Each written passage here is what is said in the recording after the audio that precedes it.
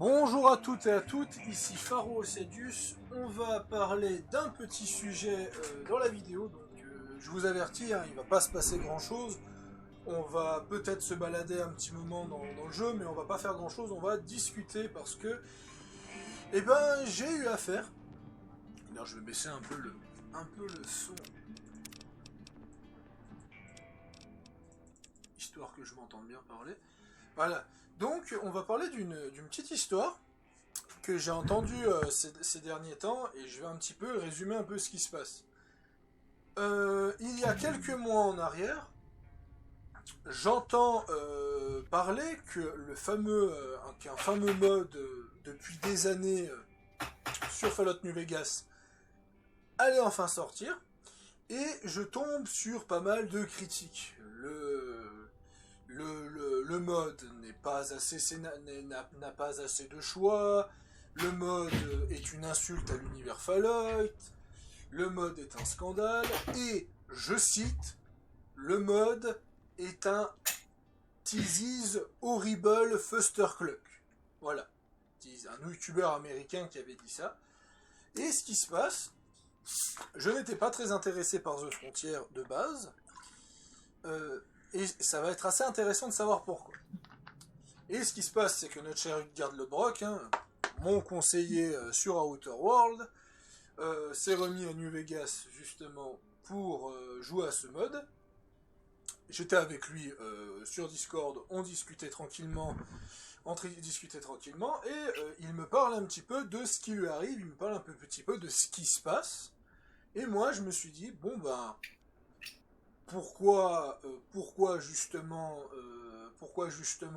continuer à l'écouter quand je peux tenter de l'essayer. J'ai été voir sur le wiki, j'ai été voir les trucs, et j'ai vu pas mal de polémiques sur le sujet. Donc aujourd'hui, je suis là pour dire mon avis sur le mode, que j'ai fini il n'y a même pas une heure, du côté donc d'une faction dissidente de la confrérie, et je vais parler globalement de ce qui ne va pas aux yeux des gens, et je vais tenter de donner un argument pour tout ce qui ne va pas.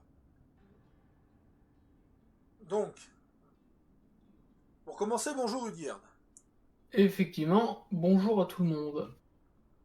Donc, on va faire ça en trois étapes. On va d'abord parler du mode en général.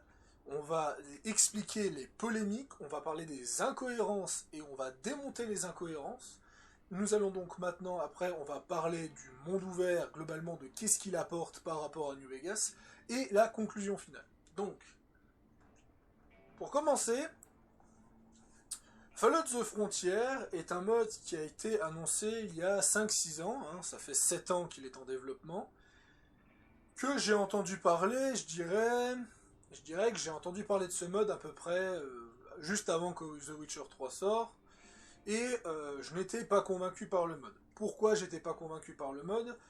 Parce que le mode vous explique que ça se passe dans le nord, que ça se passe en Oregon, à Portland, et que vous jouez, hein, comme la bande-annonce a été mise en avant, vous jouez un soldat de la RNC qui affronte la Légion. Sauf que ce n'est pas exactement ça, car ça c'est peut-être le projet de base, mais le projet final n'a pas grand-chose à voir.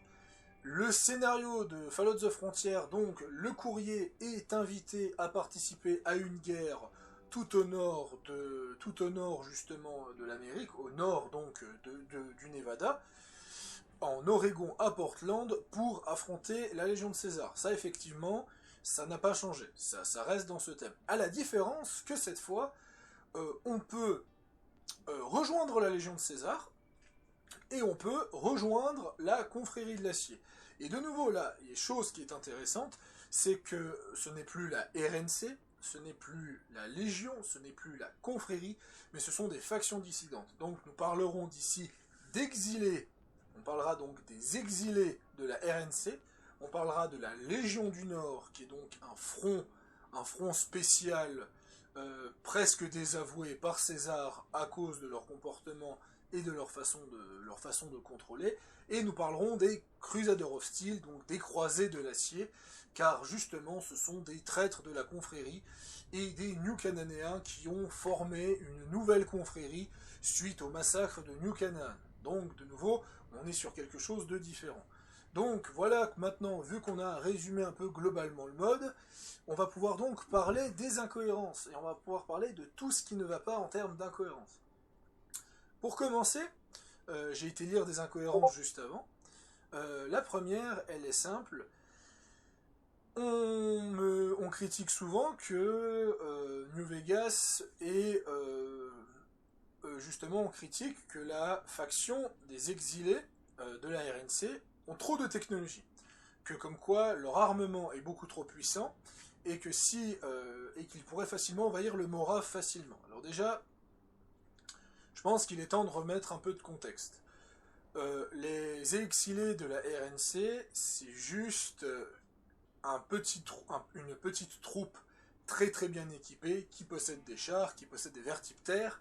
C'est effectivement vrai. Sauf que c'est la totalité de son armée. Chose que là on a tendance à oublier, c'est que la RNC, c'est un territoire extrêmement vaste dans l'univers de Fallout, tout comme la Légion de César. Donc de nouveau, sortir la fameuse excuse de « oui, mais ils ont plus de technologie, oui, ils ont trouvé des chars en Oregon, oui, ils ont trouvé des vertiptères en Oregon ».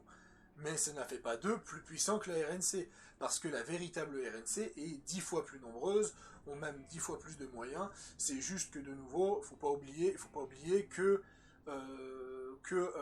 la map de The Frontier est ouverte. Il y a beaucoup de plaines qui permettent de faire des champs de bataille, là où New Vegas ne le permet pas à cause que le moteur n'était pas fait pour ça, à la base, que c'est d'ailleurs une prouesse technique incroyable de la part des développeurs. Et de l'autre côté, il ne faut pas oublier justement que le gros combat de la Légion contre la RNC, ça se passe en Utah, en fait. Ça se passe pas au Nevada. Et ça, c'est quelque chose que beaucoup de gens oublient. Donc ça, c'est une incohérence qui est complètement fausse. Je pense que tu vas être d'accord avec moi sur ça. Ouais. Et j'ajoute à cela, pour étayer la chose, que on dit, ouais, les exilés sont forts, les exilés machin ci, là, ils pourraient aisément prendre le Morave. Comme Fab l'a souligné, non. Parce que la RNC, la véritable, enfin, ce que j'appelle la véritable RNC, la RNC qu'on connaît tous du jeu de base, est beaucoup plus nombreuse, a beaucoup plus d'effectifs, et ça. Alors, et ce qui est expliqué dans le mode, parce que moi j'ai fait une run RNC pour l'instant, j'ai pas encore touché aux deux autres,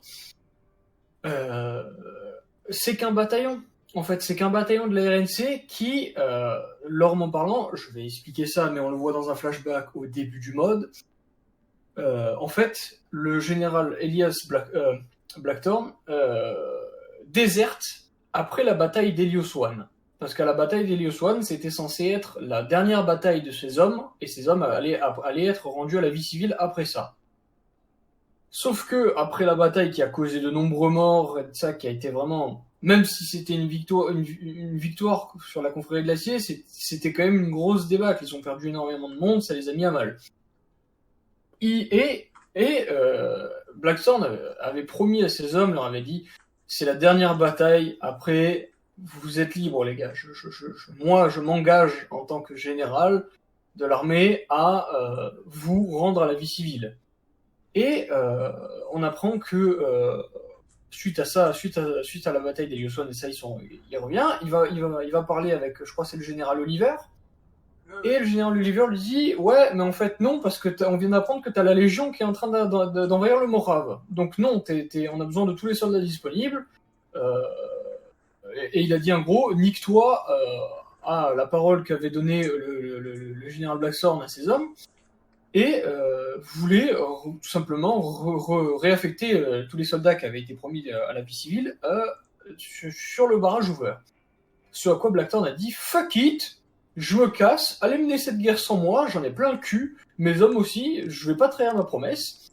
Et il a décidé de se casser dans le Grand Nord, jusqu'à Portland, pour s'éloigner suffisamment de la RNC pour qu'elle ne le retrouve pas. Et ces hommes, fidèles à son commandement, fidèles à Blackthorn parce que il idolâtrait un peu hein, en tant que commandant, l'ont suivi. Et donc c'est un bataillon qui est sous les ordres de Blackthorn qui est venu dans The Frontier. Ce n'est pas une armée aussi grande que la RNC. Après on dit ils sont plus avancés technologiquement. Alors la RNC, ils ont quand même quelques vertiptères dans le Morave, pour prouver qu'on en voit quand même un amener le président lors de son discours sur le barrage ouvert, donc ils sont pas non plus désœuvrés. Et d'ailleurs, je peux même rajouter un détail supplémentaire. Les troupes d'élite de la RNC ont des semis-armures assistées, chose que les troupes de Blackthorn n'ont pas. Je n'ai pas vu une seule troupe de Blackthorn ayant une armure assistée. Non mais ils ont des armures assistées, la RNC. Quand tu regardes pour aller parler au général dans l'aéroport, dans le camp McCarran, les deux gars qui gardent l'entrée du bureau du général, c'est des mecs en armure assistée. Oui, mais ce que je veux dire, c'est que les troupes de Blackthorn ne l'ont pas, ces armures assistées. Non, Voilà. les troupes de Blackthorn ne l'ont pas. Mais en contrepartie, ce qu'ils ont trouvé dans l'aéroport de Portland, qui leur sert de base dans le mode, c'est des vertiptères, c'est des chars qui ressemblent à des Charman. C'est tout un arsenal qui leur a permis de quand même se maintenir une place forte sur place. Et du coup, dans le mode, il leur permet de tenir tête à la Légion. Mais ça veut pas dire qu'ils sont suffisamment puissants pour prendre le Morave d'assaut et destituer le gros de la RNC. C'est totalement faux. Faut contextualiser la chose et bien observer le lore du mode. Et un deuxième point que je peux citer, chose que les gens n'ont pas aimé, c'est la vision du courrier. Parce que j'ai vu quelques personnes se plaindre que justement dans The Frontier on est vu comme un courrier légendaire, donc une sorte de héros qui va aider la RNC, et j'ai vu quelques personnes se plaindre en disant que ce n'était pas Fallout, parce que dans Fallout on a l'impression de jouer un Kidam qui n'a pas de réputation, de jouer un mec totalement un mec justement totalement banal. J'ai envie de répondre oui et non. Je vais répondre oui et non, parce que, de 1, il n'y a que le général Blackthorn qui vous considère comme ça, la confrérie vous considère littéralement comme une sous-merde, donc, littéralement, si vous n'aimez pas être le saint héros à la Skyrim, à la Dragon Age Inquisition, vous avez qu'à juste pas suivre le scénario RNC, en fait. De 1 et de 2, je rappelle juste que dans Fallout 2, on était quand même l'être élu, on était quand même le héros qui était censé sauver le village. Je le rappelle que justement ce sentiment d'être justement un être unique et responsable, c'est certes, on peut voir ça comme un défaut. Je sais que beaucoup de gens n'aiment pas Fallout 4 et n'aiment pas Fallout 3 parce qu'on a ce sentiment d'être un héros incroyable. Mais justement, je trouve ça pas si grave que ça, même si je peux comprendre que les gens ne sont pas contents. Et ça, c'est pour ça que je maintiens que ce défaut-là, vous ne l'avez pas, et ça je peux vous le confirmer, vous ne l'avez pas en jouant du côté des Crusaders. Voilà, vous êtes vraiment quelqu'un de normal chez les Crusaders. Pour ce qui est de l'autre point, parce que les gens trouvent que la RNC est trop scénarisée, qu'on n'a pas l'impression qu'on est libre, qu'on a l'impression justement qu'on est sur quelque chose de beaucoup trop scénarisé, un peu à la Metro Exodus. Je vais répondre tout simplement, même si je n'ai pas fait le scénario RNC, c'était évident. J'ai pas envie de vous dire vous êtes que des abrutis, vous n'avez pas remarqué ça. Non, je vais pas vous dire ça. C'est que quand j'ai vu la bande-annonce en 2015, quand j'ai vu la gueule du mode, qui était extrêmement scénarisée, que ça mettait vraiment en avant la RNC, que c'était vraiment bien fait en termes de scénarisation, je sentais que ça allait être méga scripté, et que ça allait être méga intéressant et méga scripté, mais qu'on n'aurait pas énormément de choix. Et d'ailleurs, je vais donc le répéter, en quoi c'est un problème ? Lonesome Road, le jeu qui est littéralement le DLC qui est littéralement un couloir où vous faites que d'avancer, avancer, dialogue, avancer, ou je peux même encore parler tout simplement Dead Money, Dead Money justement, où on a plus l'impression de jouer à un jeu de survie que à l'ambiance Fallout. C'est un mode, les mecs. C'est censé vous proposer une expérience unique. Oui, ça va peut-être pas ressembler à Fallout à cause de la scénarisation, mais c'est normal, parce que le but, c'est de se détacher et c'est de proposer une expérience unique. Et de nouveau, je me le répète, vous n'aimez pas le côté ultra scénarisé, ne faites pas la RNC, faites la confrérie, qui a très peu de scénarisation, aucun flashback, aucun flashback. Le seul moment dans l'histoire où j'ai eu énormément de scénarisation, c'est quand j'ai rejoint la RNC. Donc j'ai fait donc une fin spéciale où la RNC et la confrérie s'allient contre la Légion, et là j'ai eu quelque chose de très scénarisé. Pourquoi ? Parce qu'on rejoint le scénario de la RNC entre guillemets, donc de nouveau ça avait une certaine logique. Donc voilà, ça clairement, je le répète clairement. Oui, on peut voir ça comme un défaut, je comprends tout à fait votre point de vue. Il n'y a pas de souci. Quelque chose à dire, Hugues ? Alors, je reviens vite fait sur 2-3 points que tu as exposé, que par rapport à tout le monde dit, ouais, quand tu joues à la RNC, tu te sens être un spécial, machin, le courrier ci, le courrier là, le machin ci là. Faut prendre en compte que quand tu es censé rejoindre la RNC dans The Frontier, tu es censé être quelqu'un de connu dans le Moraf, parce que tu peux pas le rejoindre level 0. Donc, tu es censé avoir fait des actions dans le Moraf, tu es censé avoir influencé le monde autour de toi. Sans compter que t'es pas n'importe quel pécor, t'es un gars qui est revenu d'entre les morts après s'être fait exploser la caboche au 9 mm. Déjà de base. Et qui a en plus influé certainement les factions. Que ce soit le strip de Vegas, que ce soit la RNC, que ce soit la confrérie de l'acier, que ce soit les Grands Khan, que ce soit n'importe quelle faction. Tu es censé avoir influencé le monde dans lequel tu vis, parce que tu es un joueur, tu es le protagoniste du jeu, c'est tes actions qui définissent ta réputation et ce que tu es, et tu es censé avoir un minimum influencé ton univers avant d'être arrivé à The Frontier. Et que le général Blackthorn idolâtre le courrier, ça peut être compréhensif, parce que quand on voit qu'un pécor qui est censé être un courrier, il fait autant de choses, il a autant de faits d'armes et de choses à son actif, le gars, il peut qu'applaudir, alors que le mec, c'est un militaire de carrière, tu vois. Et surtout, je rappelle que Ulysse, l'antagoniste principal de Fallout New Vegas, ne fait que de critiquer les actions du courrier, ne fait que de critiquer justement que le courrier est un monstre, tout et tout. Donc voilà, direct, il vous dit littéralement, Ulysse, dans Lonesome Road, se voit comme un héros, et il dit clairement au courrier que s'il n'arrête pas le courrier, il va détruire Vegas. Voilà, et littéralement, voilà, même dans Lonesome Road, on a ce sentiment d'être quelqu'un d'unique, et que c'est une confrontation héroïque, c'est un roman héroïque, à ce moment-là. Donc, après, je vais apporter un autre détail, si tu le permets, Fab, par rapport à la run RNC. Attention, spoiler, je vais spoiler vite fait un truc, qui se passe dans les environ 1 heure à 1 heure et demie max dès le début du mode, ce qui est rien sur une campagne qui est censée durer dans les 35 heures. On dit le courrier ci, le courrier là, le courrier il est fort, il est machin, il est beau. Allez, deuxième mission de la RNC, tu te fais capturer par la Légion, tu te fais passer à tabac et torturer, tu vois des hommes à toi, tu vois des hommes de la RNC qui se font tuer et démembrer sous tes yeux parce que tu refuses de parler sous la torture, et qu'au final on te crucifie littéralement.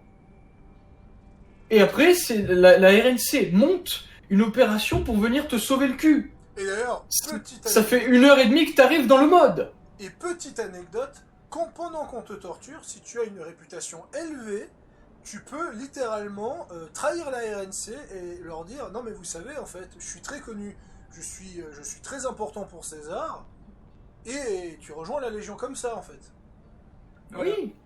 Donc voilà, c'est...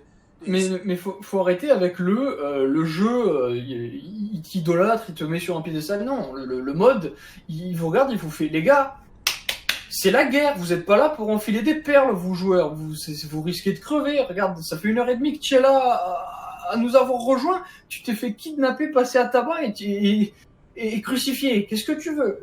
Qu'est-ce que tu veux qui te prouve qui prouve aux joueurs que t'es juste une merde, et que sans les autres, sans le corps armé de la RNC, tu es rien. T'es juste un pécor dans une guerre. T'es pas un héros. Et puis, de nouveau, si vous en avez juste rien à branler de ce conflit, vous pouvez très bien faire dès le début du mode, vous dire je me casse, je vais voir la confrérie, et la confrérie, ils savent pas qui t'es, donc ils disent bah vu qu'on sait pas qui t'es, tu vas aller de l'autre côté de la ville nous chercher un bouquin à la con. Ouais. Tu arrives dans le mode, tu es pas un héros, tu es qu'un bidasse à la con qui est destiné à être une chair à canon comme une autre. C'est juste Blackthorn qui dit trollâtre, c'est tout. Donc voilà, Oui. là c'est donc voici donc là on va s'arrêter là pour le côté pour donc ces incohérences là. Maintenant on va parler d'autres incohérences qui là ont quand même inclus quand même quelques spoils. Donc les incohérences que j'ai retenues c'est déjà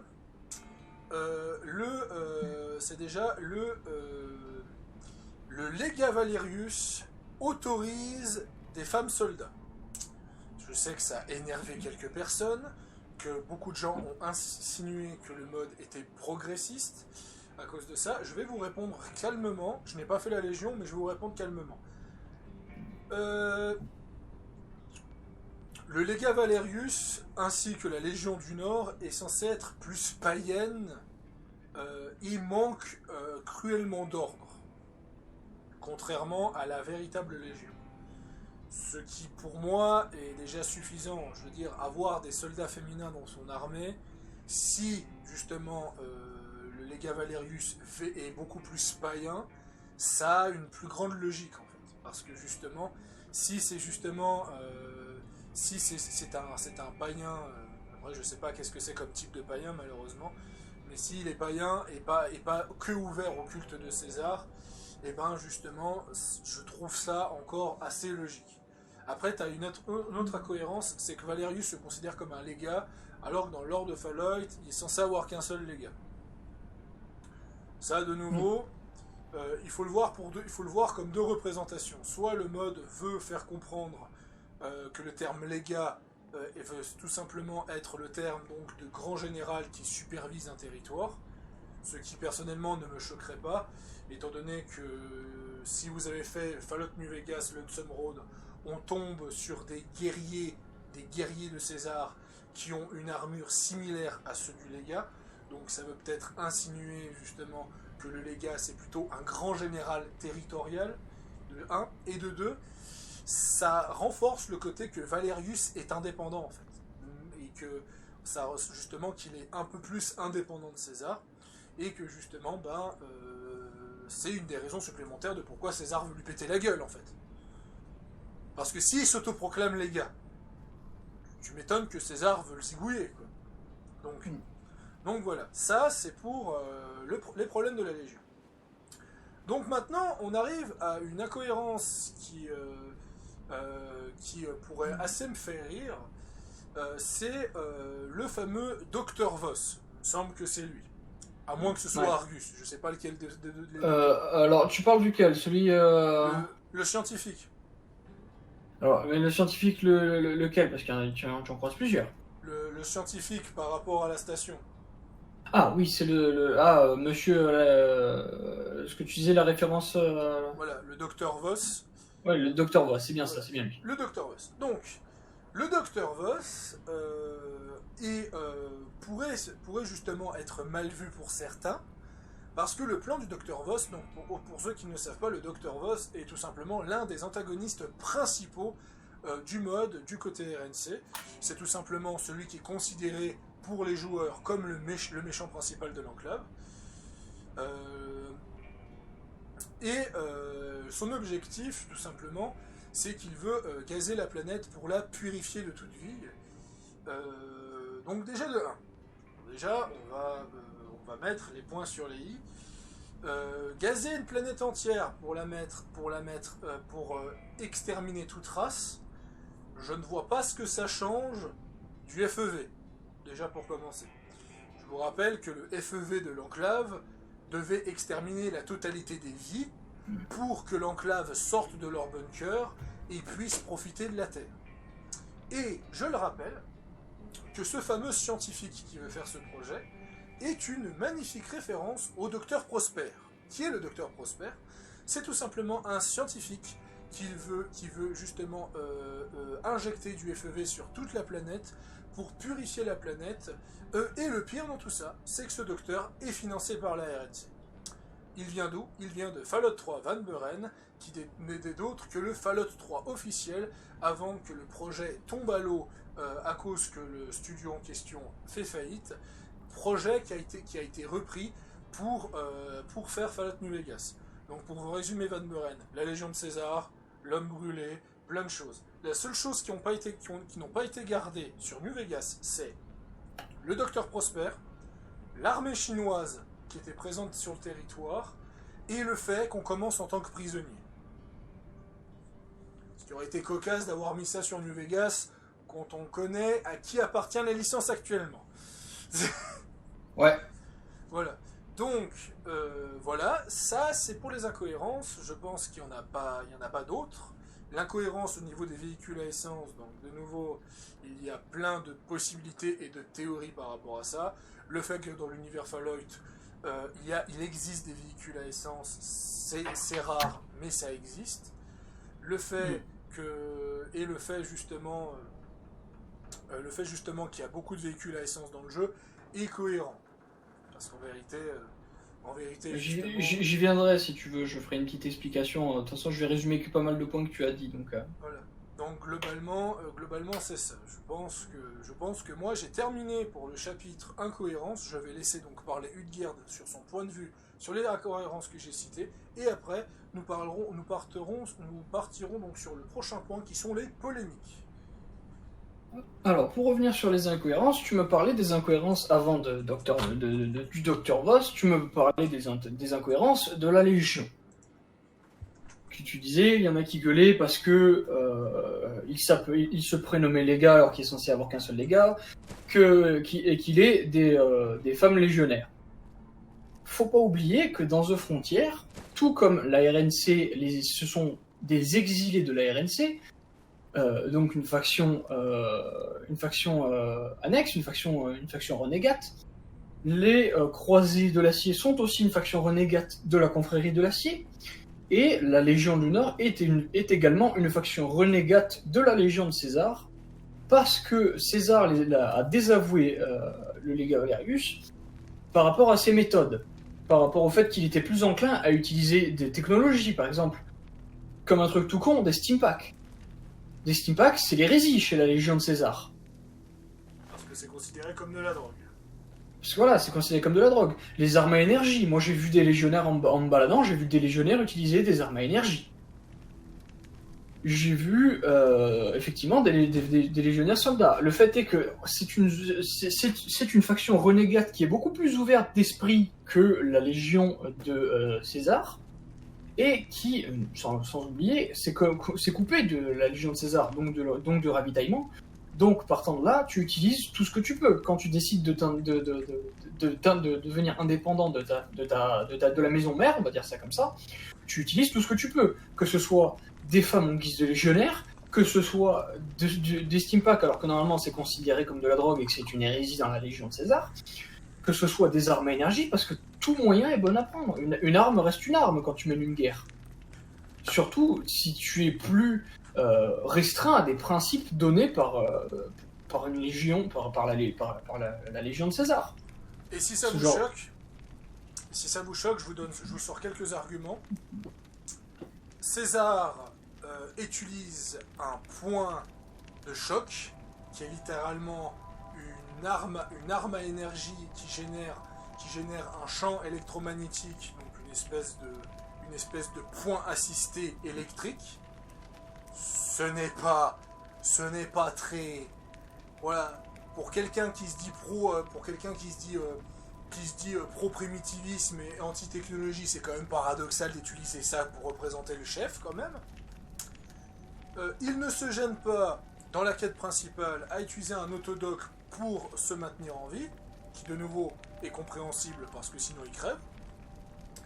Et son second, le général Lucius, celui qui doit techniquement le succéder, eh ben il vous dit carrément en privé, vous savez quoi, allez voir les boomers, parce qu'on a justement un mortier, et moi je vais pas me gêner d'utiliser un mortier si c'est pour défendre la Légion.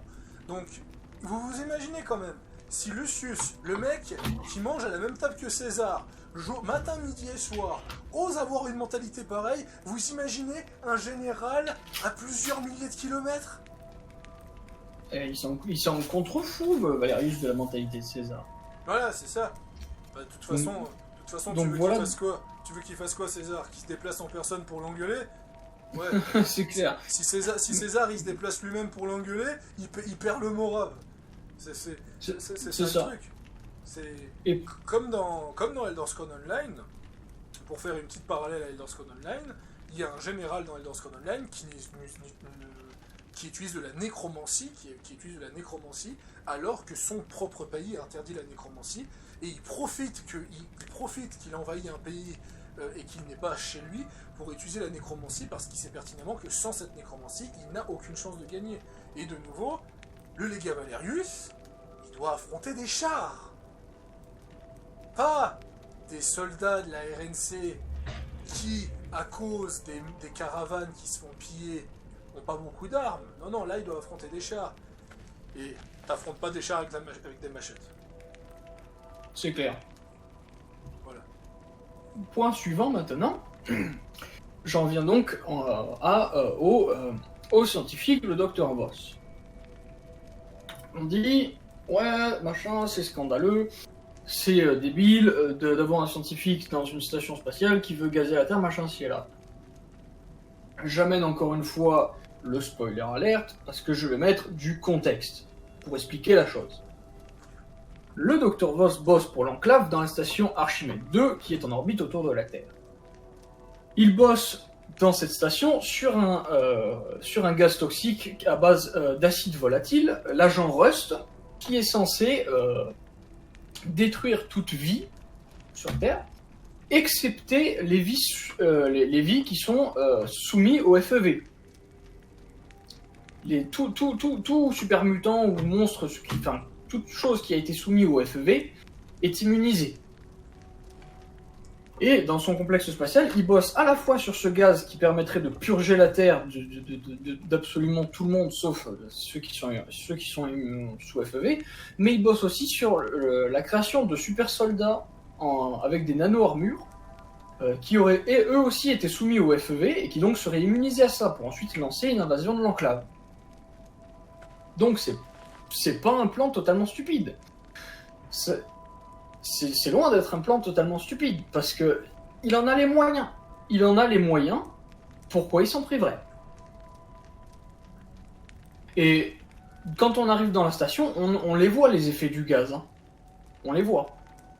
Parce que on voit des gens le subir, on voit que son truc se concrétise. Ça a un effet, hein. C'est pas de la merde. Et honnêtement, c'est pas plus stupide de vouloir gazer la Terre que de dire il y a une station spatiale avec un rayon de la mort qu'on active avec un jouet. Je suis désolé. Hein. Bon, après, je reconnais qu'utiliser un gaz pour exterminer la planète entière, mais pas les monstres, pas les mutants subis au FEV, c'est vrai que c'est assez étrange comme plan. Voilà, pourquoi pas éliminer les super mutants en même temps, tu vois, parce que à ça, il y a concept. Il y a contexte que si tu m'autorises à approfondir un peu plus le spoil, je peux expliquer. Oui, pas de souci. Sur ce point, c'est assez intéressant de savoir. Donc, dans la station Archimède 2, il y a une IA qui contrôle la station. Et cette IA, en fait, depuis des décennies, depuis la création d'Archimède 2, elle observe la Terre et elle est chargée d'emmagasiner des données, de traiter. Et en fait, au fur et à mesure dû à ces 200 ans d'expérience de ce qu'a fait l'humanité, a déclaré l'humanité étant un cancer et devant être éliminée. Et en fait, cette IA qui a totalement pété les plombs et en quelque sorte gagné une conscience, entre guillemets, je dis bien, a décidé de soumettre les scientifiques de la station via les défenses de la station, et les a soumis et les a forcés à faire des expériences pour créer ce gaz, pour littéralement purger la Terre de ce qu'elle considère comme étant la tumeur cancéreuse qui est l'humanité. Et le docteur Voss, qui lui ne vit que pour ses expériences, a obtempéré en fait. Il a obtempéré, même si de son côté il faisait aussi des expériences pour créer des super soldats pour l'enclave. Il a obtempéré pour faire ses expériences. Mais la majeure partie de cette volonté d'exterminer la planète vient de cette IA. Parce que, je le dis, cette IA, en fait, c'est littéralement le cerveau de l'architecte de la station Archimède 2. C'est pour ça que c'est une IA conscience. C'est parce qu'en fait, c'est un cérébrobot. La station entière Archimède 2 est un cérébrobot géant. J'avais vu les images sur internet du cerveau dans le bocal. J'étais en train de me dire que c'était sûrement lié à quelque chose. Voilà. Et donc... Pour ceux qui trouvent ça ridicule, je rappelle juste une chose. Le docteur Calvert dans Fallout 3, les cerveaux du grand rien, un cerveau littéralement qui consomme des mentats et qui s'amuse à créer des scorpions géants pour dominer le monde. Est-ce vraiment si stupide que ça d'imaginer une IA qui fait pareil? Et surtout, vu que j'aime bien embêter les fans de New Vegas, la calculatrice. Et là, vu que la bonne partie des fans de New Vegas n'ont pas joué à Tactics, ils ne savent pas ce que c'est. Qu'est-ce que la calculatrice? C'est une IA super intelligente qui trouve justement que l'humanité est trop faible et veut les améliorer. Et en fait, elle capture ton supérieur et le transforme en robot sans âme, machine de guerre, et tu dois donc buter ton mentor dans Fallout Tactics, parce que son objectif c'est justement optimiser l'humanité. D'ailleurs, il y a même une fin drôle où en fait tu fusionnes avec la calculatrice et tu deviens une espèce de super ordinateur confrérie de l'acier qui veut défoncer tous ceux qui fusionnent pas la confrérie. Après, je reviens aussi sur un point. Beaucoup ont gueulé sur le docteur parce qu'ils disent que c'est une parodie.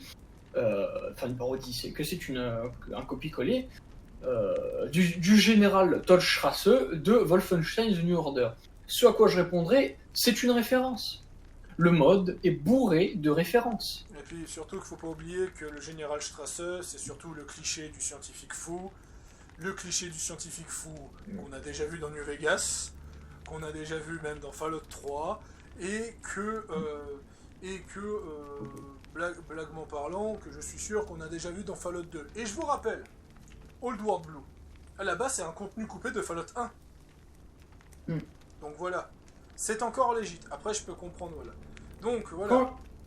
Attends, je finis vite fait. Quand je disais que c'est une référence au général Strasse de Wolfenstein, je ne te connais pas parce que il y a littéralement, il y a plusieurs scènes dans la station spatiale qui sont vraiment similaires, pas dire vraiment, hein, des refs purs et durs de Wolfenstein, où genre tu as littéralement des espèces de super mutants en armure assistée de l'enclave, en gros des soldats, littéralement des Uber soldats de l'enclave, qui te maintiennent toi et trois des membres de la team avec qui tu montes dans cette station à genoux, et le mec il arrive, il pose une mallette, il ouvre, il fait j'ai que de la place et le temps pour prendre un échantillon. Choisis du regard celui que tu veux que je dissèque. Exactement comme dans Wolfenstein The New Order. C'est une référence. Après, il y a une autre référence moins présente mais similaire où littéralement il fait des expériences justement sur un des gars, sur la personne que tu choisis, si je ne pas de conneries, sur la personne que tu choisis, et tu dois l'affronter comme quand tu dois affronter ou Wyatt ou Fergus à la fin de The Wolfenstein The New Order. C'est des références. Il faut pas critiquer ce mode parce qu'il fait des références. Et Fallout, en général, est un univers bordé de références. C'est ça. Quand tu actives le perk, c'est quoi déjà? Le Wasteland. Le Wild Wasteland. Voilà, le Wild Wasteland, les bizarreries du Wasteland. Tu trouves un frigo avec un squelette dedans et un chapeau de cow-boy. C'est une référence à Indiana Jones 4. Voilà. Mais encore, il C'est- n'y a pas. Mais encore, Par exemple. si on peut aller plus loin, si on peut aller plus loin, dans Fallout 2, il y avait aussi une chaîne de référence. Hein, de toute façon, je veux dire, il y a un shérif. Dans Fallout 2, tu arrives dans un village, tu as un shérif, tu leur demandes qu'est-ce qu'il fait. Il dit justement qu'il aime botter des culs et mâcher du chewing-gum. C'est ça. C'est une référence à Duke Nukem. Fallout a toujours été une référence où ils adorent. Enfin, ça a toujours été un univers où on nous chie de références. Quand tu arrives à Nipton, quand tu regardes près des maisons qu'on brûlait, il y a une maison où il y a 2 squelettes brûlés devant la maison en ruine, qui portent le nom de Owen et Beru, qui sont le nom de l'oncle de la tante de Luke Skywalker. Ce Voilà. qui fait référence à la scène où on voit leur cadavre calciné après que l'Empire soit passé dans le film Star Wars. C'est bourré de références, et c'est à cet univers bourré de références que les développeurs ont voulu faire leur clin d'œil en mettant eux aussi plein de références jeux vidéo ludiques, ou même cinématographiques. Sans parler de la référence de la référence. Oui, T'as littéralement, dans le DLC Honest Earth, tu as littéralement un tribal qui s'appelle Deux ours qui se la taupent, qui est une référence à New Vegas lui-même, où quand tu es chez le Doc Mitchell et qu'il te demande qu'est-ce que tu penses d'une certaine image, beaucoup de gens trouvaient que ça ressemblait à deux ours qui se la taupent, justement, qui se la tapent dans les mains, et c'est devenu tellement populaire qu'ils en ont même fait un t-shirt. Et voilà. Voilà, donc pour dire, non, New Vegas a toujours été bordé de références, sauf que avant, dans Fallout 2, dans Fallout 1, ces références étaient toujours présentes. Dans Fallout 3, il y avait beaucoup moins de références pour du concret, parce que Bethesda, c'est comme ça qu'ils y réfléchissent. Donc de New Vegas, il fallait le Wild Westland, parce que sinon, tu avais très peu de références, mais il y en avait. Je pense que nous avons terminé pour ce qui est des incohérences. je finirai juste vite fait en disant que quand on voit tous les plans des grandes factions, tout ce qui est mis en œuvre et toutes les machineries qu'on voit dans les différents Fallout, ça n'a rien d'absurde de vouloir qu'il y ait un scientifique qui veuille gazer la Terre et exterminer toute forme de vie, à part ces super soldats et les créatures soumises au FEV. C'est loin d'être farfelu quand tu vois ne serait-ce que l'invention du FEV dans l'univers de New Vegas. Enfin, de New Vegas, de Fallout tout court. Quand tu vois l'invention, ne serait-ce que l'invention du FEV, tu vois, c'est déjà tordu de base. Le FEV qui à la base est justement un virus à évolution forcée qui devait servir. Donc là je parle de l'origine, je parle pas de l'origine de Fallout 3, mais à l'origine c'était un virus qui devait justement tuer tous ceux qui avaient 1% de radiation. Donc voilà. En fait, il devait faire à la fois ça et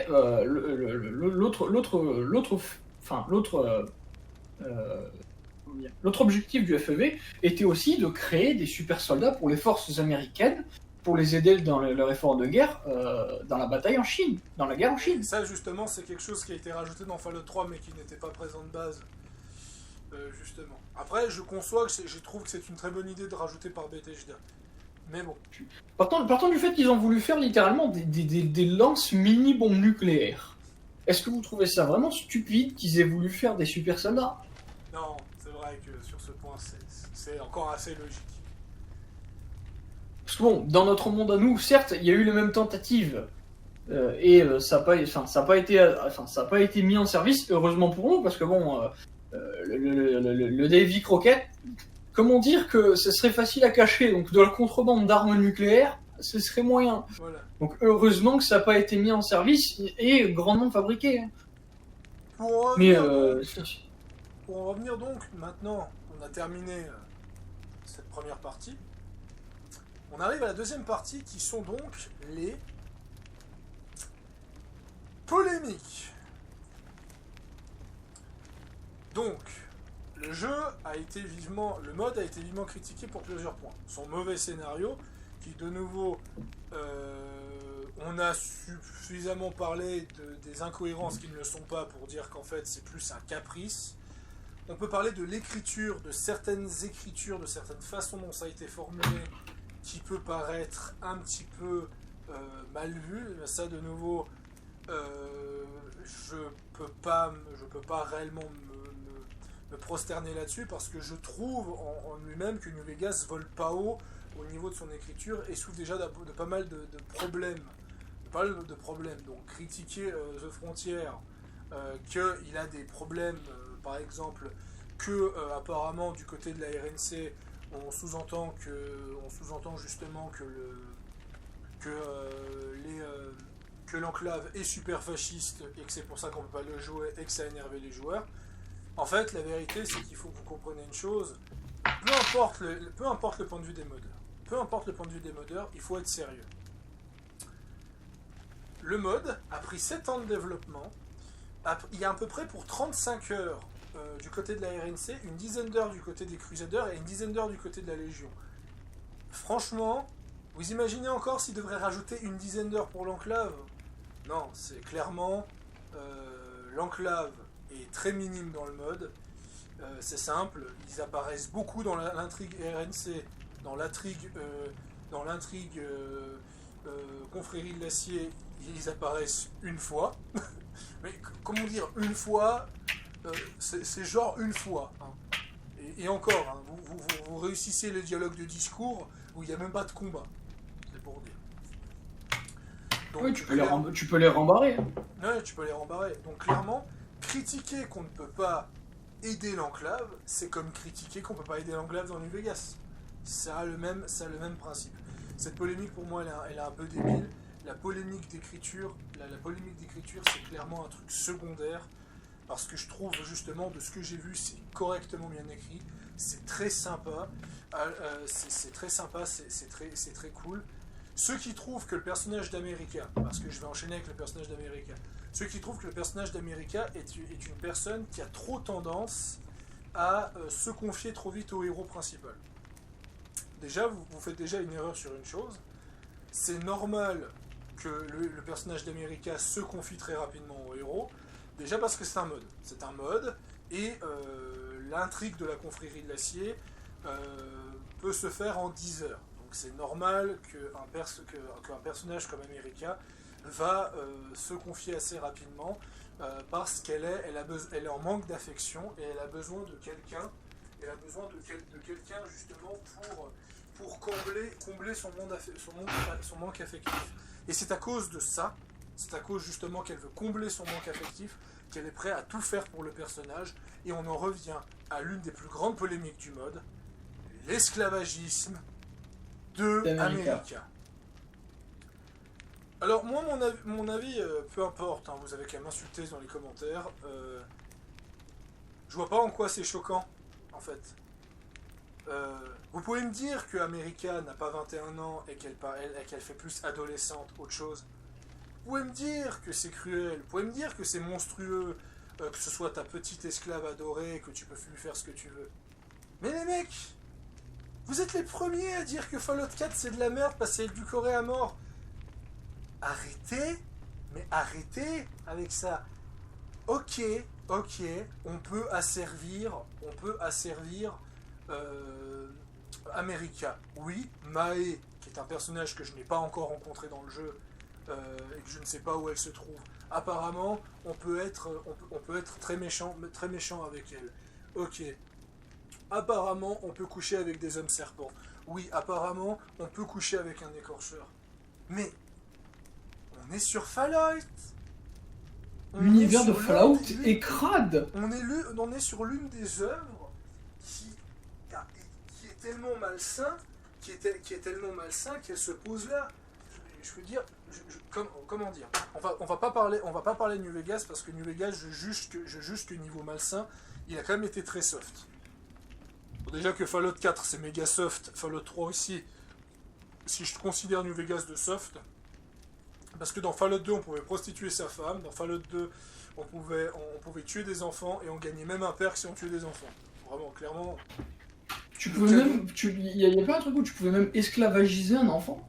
Ça c'est dans le 3 par contre. et ça je maintiens qu'il faut quand même le rappeler, tous ceux qui ont critiqué sur le 3, il est temps que je me venge, dans Fallout 3, on peut avoir une esclave sexuelle, on peut asservir des gens comme des vieillards, comme des raiders, on peut travailler en tant qu'esclavagiste, chose qu'on ne peut pas faire dans New Vegas, le fameux jeu qui se dit extrêmement malsain New Vegas, on ne peut pas asservir de gens, alors que dans Fallout 3, on peut littéralement asservir un enfant. On peut asservir un enfant parce que tu peux faire croire à cet enfant que que tout simplement tu vas l'amener dans un endroit où elle pourra vivre de façon heureuse. Mais que pour l'amener, il faut lui mettre un petit collier magique. On parle de Fallout 3. C'est le fameux collier magique.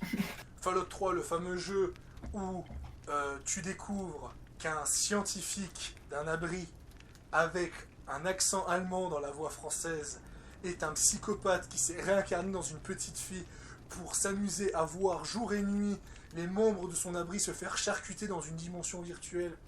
Et vous osez dire que Fallout 3 est édulcoré, hein?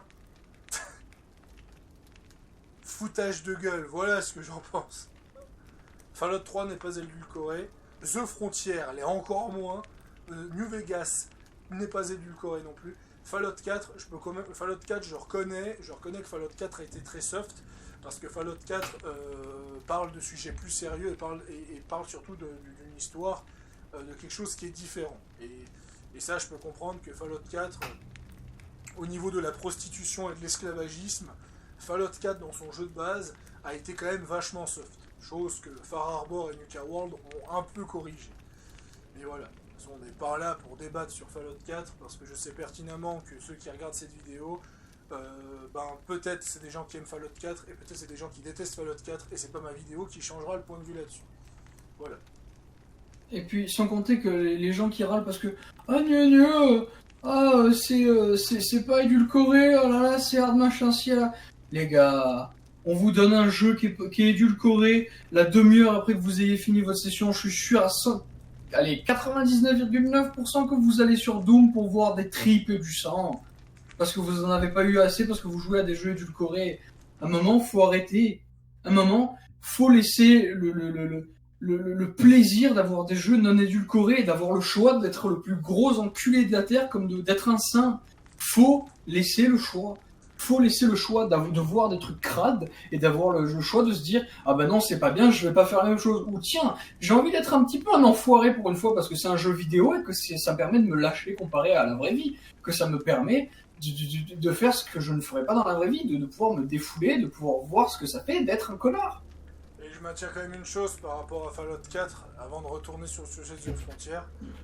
Si la commu Obsidian, celle qui défend que Fallout 4 c'est de la merde par rapport à New Vegas, si la communauté aimerait vraiment être des enflures, il n'y aurait pas que 3,8% de joueurs qui auraient fait la fin avec César. Voilà.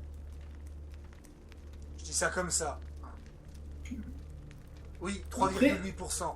Voilà. Donc bon, les autres fins, on est plus dans les 6 à 7%, voire 10 à 15%. Voilà, les gros connards, ils sont minoritaires, donc à un moment, il faut arrêter. Donc voilà, là, niveau polémique, on n'ira pas plus loin. Je vous annonce d'ailleurs qu'il y aura un patch non officiel qui va tenter de rajouter le contenu censuré pour ceux que ça intéresse. Comme ça, ceux qui n'aiment pas, ceux qui trouvent que c'est trop violent et trop obscène, ils n'auront pas besoin ils n'auront pas ça dans leur jeu. Ils pourront jouer en baby mode. Voilà. Et ceux qui veulent coucher avec des hommes serpents, coucher avec un écorcheur, avoir America en esclave qui te dit master et autres, vous pourrez le faire aussi, il n'y a pas de souci. Voilà. Je peux comprendre. Honnêtement, je peux comprendre que ça a été censuré et ça me choque pas. Honnêtement, je vais être honnête avec vous, je suis pas choqué que ça ait été censuré. Moi, ce qui me fait juste rire, c'est l'acharnement et le fait que certains membres de Reddit disent que c'est un mode de déranger. Vous savez, il y a une phrase qui existe. On a la commu qu'on mérite. Et si Fallout 4 et 76 existent, c'est à cause de vous. Voilà. Parce que là, vous avez juste prouvé à Bethesda que Fallout 5 sera encore plus édulcoré. Et je vous remercie pas d'avance. Bon, arrivons donc au dernier point. Attends, je reviens vite fait sur 2 trucs. Pour ce qui est d'America, tu disais qu'elle se confie vachement rapidement. Oui. Mais d'un autre côté, je trouve ça relativement logique, parce qu'America, de ce qu'on en comprend, c'est un personnage qui a eu vraiment une vie de merde, qui a eu aucune marque d'affection dans toute sa putain de vie, dans cet endroit, dans cet enfer froid qu'est Portland, parce qu'il faut se dire que c'est pas franchement un lieu très vivable et très agréable où être, hein. Et là, il y a le courrier qui arrive et qui lui montre, qui arrive avec cette petite lueur d'espoir, qui est l'attention qui lui porte. Quand une personne est désespérée au point que America est, même la plus petite lumière te paraît aussi brillante qu'un soleil. C'est normal. Donc c'est normal. Ça peut être renforcé aussi. Ça peut être renforcé aussi sur le fait que justement le bouche à oreille du genre oh, vous vous rendez compte, le fameux courrier du Morave va nous rejoindre. Et là, en attendant que tu as un peu de prestige, et ben ça lui fait justement montrer les trucs. Pour raconter un peu l'histoire de America globalement, de ce que j'ai compris avec mon anglais de merde, ses parents l'ont abandonnée. Elle a rejoint la confrérie du Midwest. Malheureusement, America souffre d'une maladie pathologique assez grave, qui s'appelle, j'ai oublié le nom. Et en fait, c'est une maladie qui fait qu'elle ne ressent aucune douleur. La confrérie du Midwest a été choquée, en fait, et pensait que c'était un jeune mutant. Donc, ils ont tenté de la tuer. Et elle a dû survivre toute seule. Voilà. Et voilà, globalement, elle a erré dans le désert toute seule pendant des jours, avant de se faire retrouver par une femme, qui n'est d'autre que celle qui s'occupe de la technologie des croisés. Et globalement, ce qui se passe, c'est qu'elle a un peu le béguin pour cette personne. Enfin, je sais pas si on peut vraiment dire un béguin ou si elle le voit vraiment comme sa mère. Mais voilà, globalement, il y a quand même un sentiment fort. Et globalement, quand t'as un personnage comme le courrier qui arrive, qui a un certain prestige, c'est normal qu'elle l'apprécie grandement, traîner avec le courrier. Surtout que vous dites qu'elle se confie rapidement, mais je vous rappelle quand même qu'on est obligé de on est quand même obligé de se la taper durant énormément de lieux dans le jeu pour qu'elle découvre ce que c'est un peu la vérité. Et je rappelle que c'est un personnage qui est extrêmement complexe et que j'aurais aimé avoir un personnage pareil dans New Vegas. Hein, parce que un personnage qui commente où on se déplace, un personnage qui commente certains lieux et autres, oui, il y a des personnages de New Vegas qui commentent certains lieux, mais pas autant de lieux. Et surtout, le personnage va carrément changer de dialogue en fonction de comment vous l'habillez. Si vous lui mettez une tenue de prostituée par exemple, elle va vous gueuler dessus comme quoi c'est extrêmement dégradant et qu'elle aimerait l'enlever. Voilà, donc clairement, voilà, c'est le personnage d'America est quand même, je trouve, bien écrit, et je trouve même le personnage touchant, en fait. Voilà. Oui, moi qui ai trouvé, et je vais être honnête, hein, vous pouvez m'insulter, moi qui ai trouvé Boone plat, moi qui ai trouvé des personnages comme Veronica écrits de façon plus que moyen, des personnages comme la grand-mère Lily que j'ai trouvé inintéressant. Pour moi, les seuls personnages qui sont bien écrits, qui sont clairement bien écrits dans Fallout New Vegas, c'est Raoul et Veronica grâce au DLC. Parce que le lien Elijah-Veronica fait qu'elle est très intéressante à suivre. C'est très intéressant à suivre. Mais de nouveau, il a fallu attendre un DLC parce que Veronica de base, elle était un peu la casse-couille de service. Et voilà. Globalement, je trouve pas que les compagnons de New Vegas sont super bien écrits non plus. Je finis very vite en arrivant maintenant vite fait sur la polémique du contenu orni et tout machin, que ça fait une polémique comme ah machin, c'est hard, qu'il y ait des gens qui veulent pas, qui veulent jouer à un mode édulcoré, qui veulent une expérience sans le côté, enfin avec moins, tout le monde côté trash, machin, c'est compréhensible. Mais n'allez pas nous casser les couilles. N'allez pas nous casser les couilles et faire en sorte que, pour ceux qui veulent vivre la vraie expérience de Frontier, parce que oui, c'est la vraie expérience de Frontier, c'est le contenu de base, hein, avant que des schooners comme vous nous aient fait retirer le vrai The Frontier. Hein. Que vous demandiez à ce que dans le mode original ça y soit pas, ou alors même qu'il y ait un patch qui enlève ça, qu'avec un patch vous enleviez le contenu hard, je peux comprendre, mais que vous le fassiez, que vous ralliez tellement, que vous foutiez tellement une shitstorm à ces développeurs qui, j'applaudis hein, pour tenir le coup malgré l'ordre de débiles mentaux que vous êtes, leur fonce dessus. Ils devraient avoir le choix de laisser ce qu'ils veulent dans leur œuvre. Qui vous mettent un patch après, qui mettent un patch pour Fragilos. Ok, mais pas que par votre faute, ils retirent une partie du contenu. C'est débile. C'est à cause de gens comme vous que les développeurs prévoient des contenus du jeu qu'au final, après, en suivant les commentaires Twitter et tout, suite à de la com sur le jeu, il y a des contenus qui sont retirés. C'est à cause de chouineurs comme vous. Mais vous imaginez ça? Vous imaginez ça la première fois que j'ai joué à New Vegas? J'ai été traumatisé par la Légion et les crucifiés. J'étais tout jeune. Vous imaginez ça? Je me serais plaint sur internet et j'aurais harcelé les développeurs de retirer les crucifixions dans New Vegas. Ah bah on va mettre un patch, ils vont plus être crucifiés, ils vont juste être attachés sur un sofa au bord de la route maintenant. Voilà. Voilà. Putain. Globalement c'est ça. Voilà. J'ai été traumatisé, mais je l'accepte. C'était un jeu qui n'était pas de mon âge. C'était clairement un jeu qui n'était pas de mon âge. Et j'assume d'avoir été traumatisé ce jour-là. Il n'y a pas de souci. Maintenant, j'approuve un malin plaisir à massacrer la Légion par centaines pour qu'il paye ce traumatisme.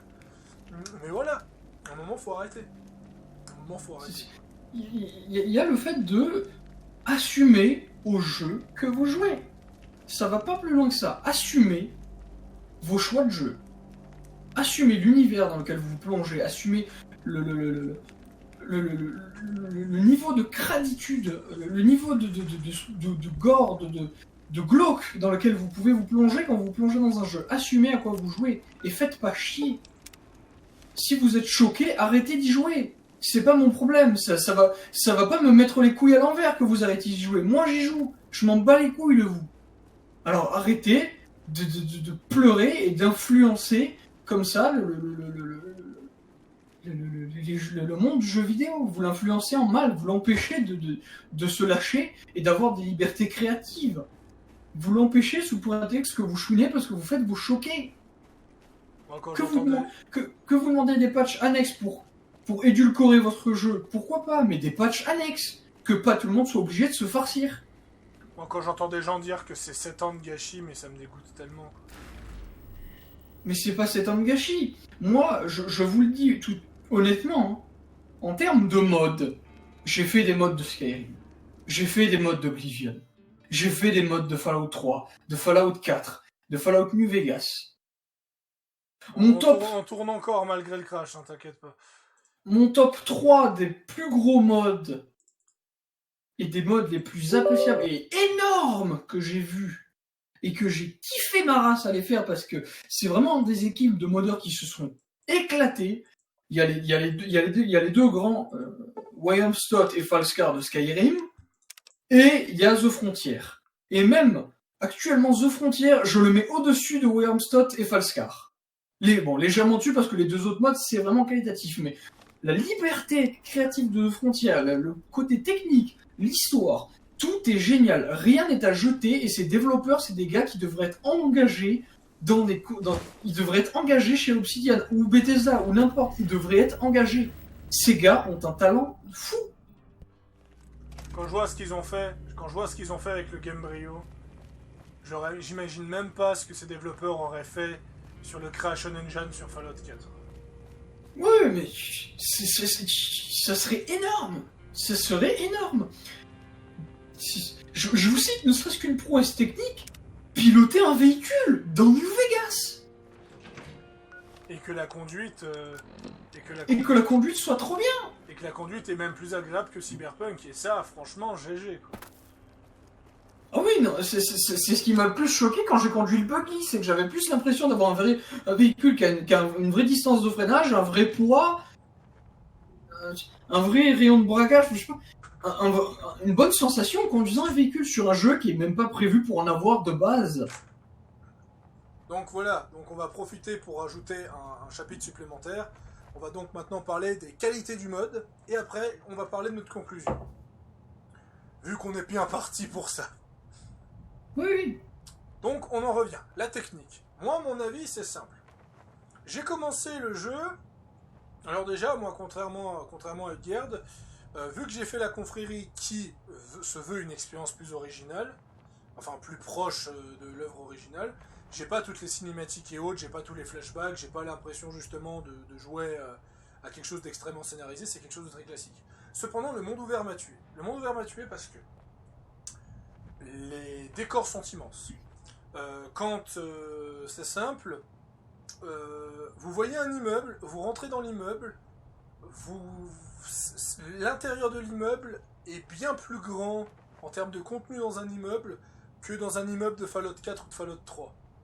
C'est impressionnant. C'est impressionnant à quel point c'est regorgé de détails, c'est rempli. Et les mobs. Qu'est-ce que je dois dire des mobs? Certains mobs sont classiques. Des reskins de mobs de base, comme la Ghoul. On a la version Givre. On a d'autres versions. On a par exemple aussi un mélange, comme par exemple des ghouls qui reprennent des animations humaines. Des animations humaines, ça c'était très intéressant comme concept, donc ce qui fait qu'on a des ghouls qui sont un peu plus lentes mais beaucoup plus vénères. On a d'autres trucs, et on a ce qui m'a cloué. Moi, ce qui m'a cloué, c'est pas que les chars, mais c'est les chars, les scaves qui ont leurs véhicules dessus, qui ont littéralement des véhicules lance-flammes, des véhicules lance-missiles avec des tourelles. Vraiment, c'était impressionnant. J'étais impressionné de voir ça. Les canons de campagne. Mais voilà, les canons de campagne, que vous avez littéralement des canons posés sur la map, que vous pouvez les utiliser, et que littéralement vous avez des ennemis, ce sont des ennemis sur des canons, et vous savez, ce sentiment de vraiment être dans une guerre, vraiment d'être dans une guerre, dans un putain de gros combat, dans un putain de gros bordel, et ça fait plaisir. Vous avez aussi ce côté, quelque chose que je critique vivement à Skyrim et à New Vegas, vous êtes en guerre. Vous êtes sur un champ de bataille. Avancez 5 mètres, ça fout le bordel. Ça fout le chaos total. Vous avez ce sentiment d'être sur un champ de bataille et autres. Moi, je peux vous dire que je n'étais pas prêt. C'est quand je suis arrivé dans une zone. J'ai vu une dizaine de légionnaires me foncer dessus. J'ai rué vers le canon. Je me suis dit, est-ce que ce canon est utilisable? J'ai vu que le canon était utilisable. J'ai commencé à pilonner les troupes. Quand tout d'un coup, j'ai vu littéralement un légionnaire sur une grande corne qui m'a sauté dessus. J'ai fait, mais what? J'étais impressionné. Sans parler de toute la technique justement des modeurs, toutes les fourberies, comme par exemple qu'on a des assassins de César, vu qu'ils utilisent la technologie, qui utilisent la technologie pour se camoufler, le fait qu'on a vraiment ce sentiment d'être une proie en pleine guerre, et ça n'a pas de prix. Ça n'a clairement pas de prix. Et clairement, je suis retourné sur New Vegas après avoir fini ce mode, juste pour poser mon matos. Je me suis dit, putain, The Frontier me manque.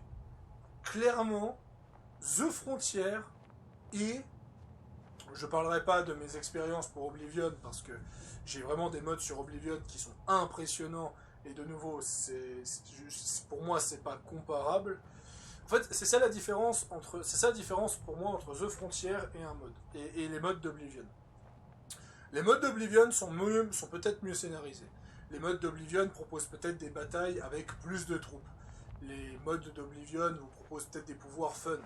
Mais par contre, la technique, le décor, la taille, le taux d'armes, le taux d'armure, le taux de compagnons, The Frontier pourrait sortir en bande-annonce comme ça. Imaginons qu'on n'a jamais entendu parler de The Frontier. Et imaginons qu'on nous annonce aujourd'hui, imaginons Obsidian présente Fallout The Frontier, suite au rachat de Xbox par Bethesda, Obsidian a le droit de faire un Fallout et qu'on vous dise The Frontier. Là, bien sûr, ce sera un peu du foutage de gueule parce que c'est un moteur de 2009, mais globalement, pour moi, je ne considère pas The Frontier comme un mode. Je le considère comme un jeu. Et c'est ça toute la différence. Parce que le travail de technique, le travail de mécanique, de ce qui est proposé, est tellement supérieur à un mode que pour moi c'est un jeu à part entière. Et il méritait d'être présent comme mode indépendant sur Steam. Et honnêtement, je pense que s'il revient sur Steam, et avec une trad VostFR, je serais même pas surpris que je l'installe pour désinstaller mon New Vegas définitivement en me disant j'ai pas besoin de retourner sur New Vegas.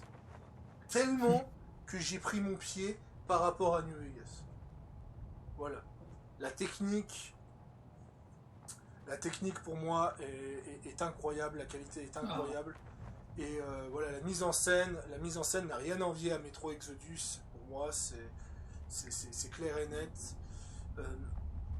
C'est clair et net. Par contre, je critique que la confrérie et que la Légion, par contre, je trouve vraiment que c'est trop vite, qu'on plie trop vite le truc, et que je maintiens justement que s'ils rajoutent des mises à jour, qui rajoutent du contenu pour la confrérie et la Légion pour que ce soit un poil plus long, je dirais pas non. Voilà. Après, moi je l'espère aussi, j'avoue, parce que je compte quand même faire... peut-être pas la Légion, parce que la Légion plutôt crevé, hein. La Légion, elle a l'air tellement classe. Alors classe, elle est classe. Moi, j'ai été bluffé quand je l'ai vue la première fois. Mais moi, honnêtement, elle est tellement classe que moi qui méprise la Légion depuis presque... ça va faire quoi ? Ça fait 12-13 ans. Ça fait 12-13 ans que je méprise la Légion. Je n'ai jamais supporté la Légion. Je n'ai jamais voulu m'approcher de la Légion de près ou de loin. Là, je vais pas mentir, j'hésite fortement à tenter le scénario de la Légion dans ce mode. Parce que je trouve que la Légion, elle est incroyable dans ce mode. Et je rappelle, je méprise la Légion. C'est incroyable, quoi. Et bon, je pense que mon côté Crusader of Steel aura déjà beaucoup de peine à faire la RNC, donc je pense que la Légion, ce sera un peu dur pour moi. Dis ça, mais moi de base je suis un pro confrérie. Hein. Pour que moi un pro confrérie, sur le coup j'ai vendu mon âme à la RNC. C'est vraiment que non, honnêtement, scénaristiquement parlant, la RNC c'est une perle. Techniquement parlant, le mode c'est une perle. L'univers parlant et l'ambiance parlant, c'est une perle parce qu'il y a tout qui vous met dans l'ambiance. Il y a le fait que à chaque coin de rue, tu sais pas sur quoi tu vas tomber. Il y a la musique, il y a le jeu de lumière avec cet effet sombre de ville morte sous la neige. Il y a vraiment des tas de trucs. Puis moi, je te dis, je me suis déjà pris des embuscades dans la ville où je me baladais comme ça et t'avais une voiture de scav avec des gars qui m'attaquaient à pied, t'avais un mec avec un bazooka posté sur un des toits, je me suis fait embusquer, mais je me suis dit c'est pas Fallout, c'est Battlefield en fait. C'est énorme le travail qu'il y a sur ce mode et la qualité de l'univers qui nous est présenté, franchement c'est énorme. Et je rejoins Faro sur le fait que The Frontier n'est pas un mode, c'est un jeu. C'est une toute nouvelle expérience qui se base sur le courrier de New Vegas, qui se base sur l'expérience qu'il a vécue dans New Vegas et la réputation qu'il y a accrue, mais c'est une histoire totalement différente. Le Morave, on s'en carre le cul. C'est The Frontier, c'est Portland et la guerre qui s'y passe. D'ailleurs, c'est vraiment unique. pour dire, je peux mentionner les factions comme ça, mais comme ça, juste comme ça, les scavengers, qui sont donc des récupérateurs qui essaient de survivre, les scaves, qui sont des récupérateurs qui sont prêts à faire chier tout le monde, les ex, comment ils s'appellent déjà ceux-là, les ex-militia du Portland, qui est littéralement, c'est quoi l'histoire des ex-militia du Portland? C'est une milice qui veulent défendre Portland contre les étrangers et qui ont été formés par un ancien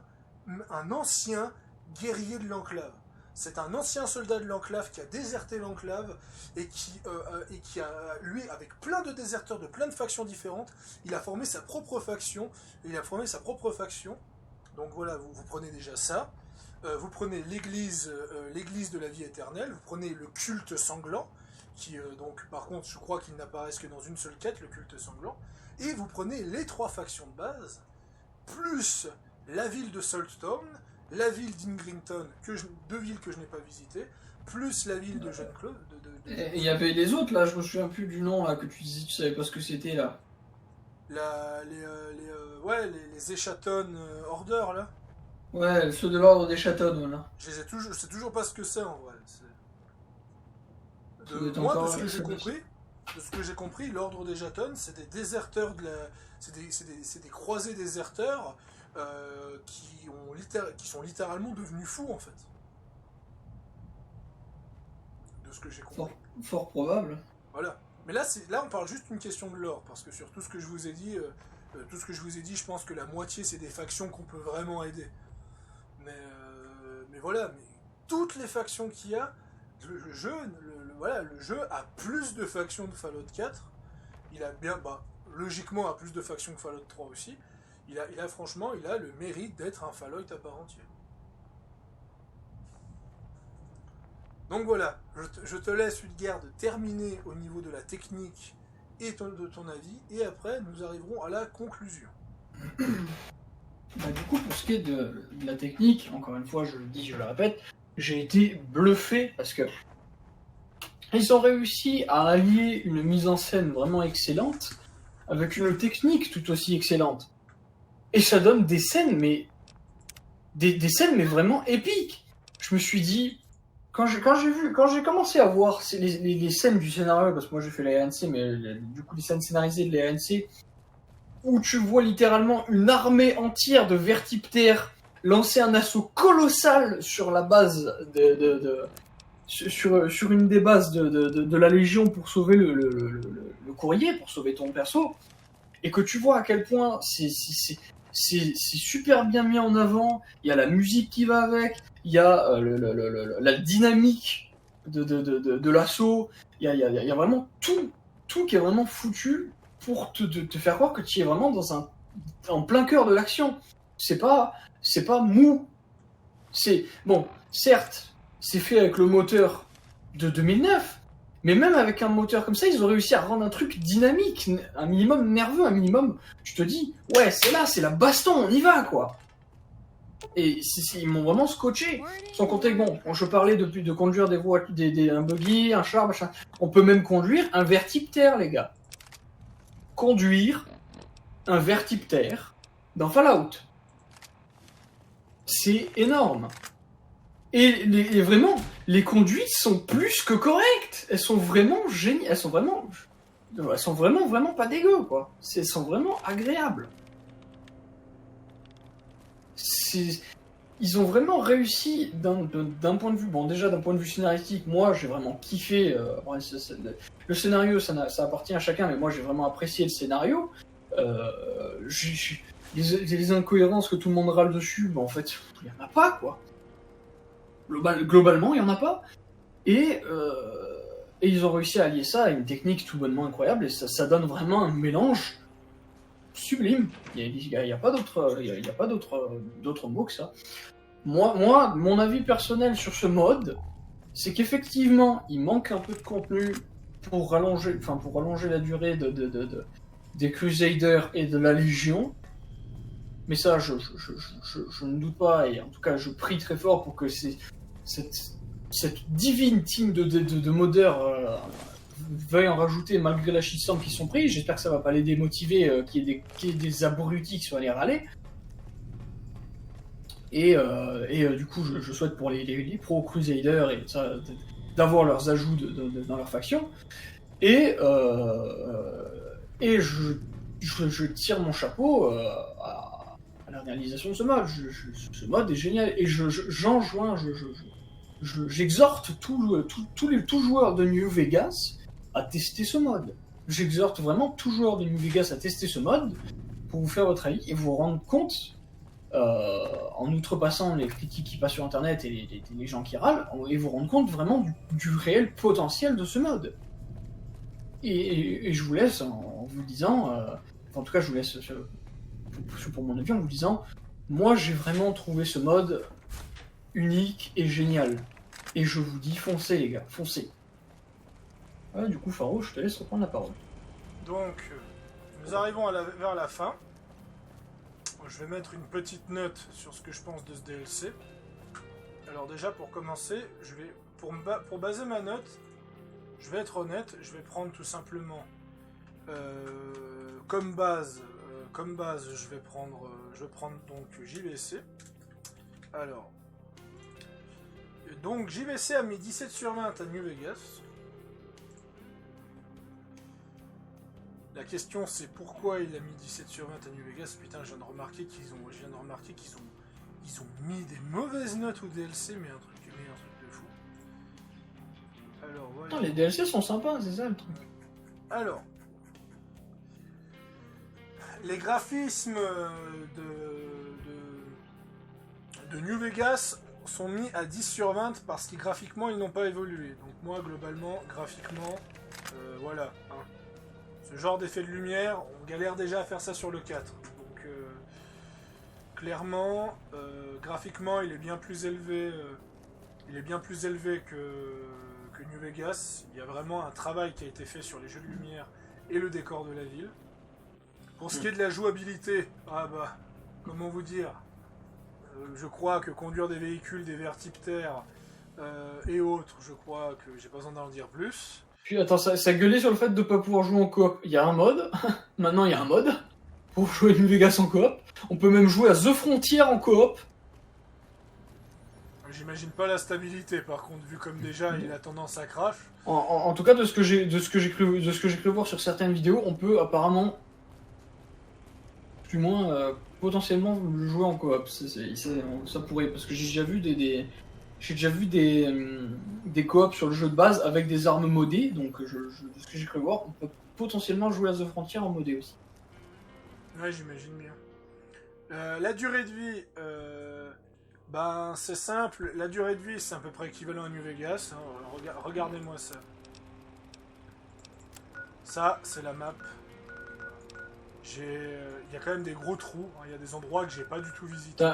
Fais une sauvegarde et fais la commande TMM1 pour montrer la map. Comme ça, tu vois jusqu'à où exactement il y a des lieux, un peu, que tu vois, pour explorer. Vous voyez la différence quand même. Voilà, c'est une map qui est relativement, presque aussi grande que le Morave, sans déconner, hein.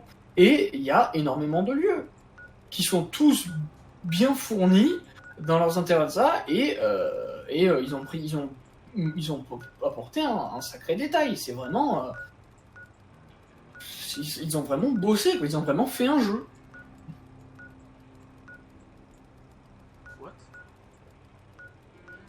Je crois qu'il y a même une ref à Fallout 4. T'as vu Sanctuary? Ouais. Voilà. Donc ouais, autant vous dire, non, c'est un véritable travail. Donc durée de vie... Donc c'est ça, durée de vie, il faut le comparer à quoi? Il faut le comparer à New Vegas ou pour un mode? Dans le cas, c'est juste incroyable. La bande son, pour moi, est largement meilleure que celle de New Vegas. Bon, peut-être la bande son, les goldés. L'une des meilleures, je pense que c'est l'une des... bah tiens, l'anecdote, JVC à l'époque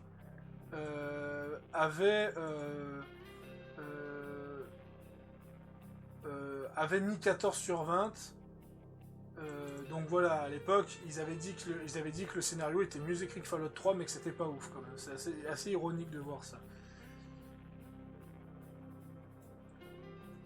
Donc voilà.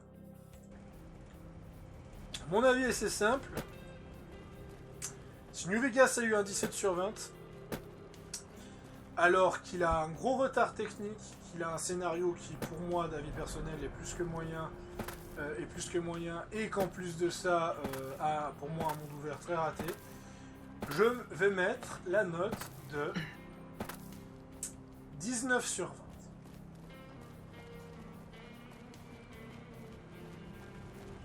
J'imagine que tu mets cette note de 19 sur 20 par rapport à la durée des deux autres campagnes, de la campagne des Crusaders et de la Légion. Je suppose que c'est pour ça que tu mets un 19. Je mets un 19 parce que New Vegas a 17. Et que vu que c'est simple. Vu que The Frontier a un monde ouvert plus plaisant à explorer, a un scénario bien plus intéressant qui propose des factions uniques en son genre et pas des vieux factions recyclées d'un projet abandonné d'il y a 15 ans. Le fait que la musique est beaucoup mieux, les quêtes sont bien plus intéressantes. Peut-être qu'en termes de choix c'est un peu pauvre, surtout du côté de la RNC où il n'y a qu'une seule fin, mais globalement le jeu, je lui mets largement un 19 sur 20 par rapport à New Vegas. Je pense qu'honnêtement, si on devrait le comparer voilà, en tant que mode, je le mets un 19 sur 20. Je pense qu'en tant que jeu, je lui mettrais plus un 17 ou un 18. Mais en tant que mode, c'est un 19 sur 20 pour moi, c'est... Il va rester pendant longtemps dans mon top 3 des meilleurs modes que j'ai joué dans un jeu. Clairement. La seule chose qui me saoule, je vais vous le montrer maintenant. Pour ça, il va falloir que je trouve des ennemis. La seule chose qui me saoule, c'est que le compagnon que je suis avec, vu qu'elle a un manque de confiance en elle, elle ne se défend pas. Elle ne se... Je n'ai même pas besoin de vous montrer en fait. Elle ne se défend pas, elle n'arrête pas de fuir en courant. Et elle a une arme. Et justement, pour en venir à son manque de confiance et qui fait qu'elle ne se défend pas, un des seuls moyens de base pour qu'elle se défende et qu'elle utilise son arme, c'est de lui mettre le collier d'esclave. Vous savez, ce que les chouineurs comme vous avaient fait retirer.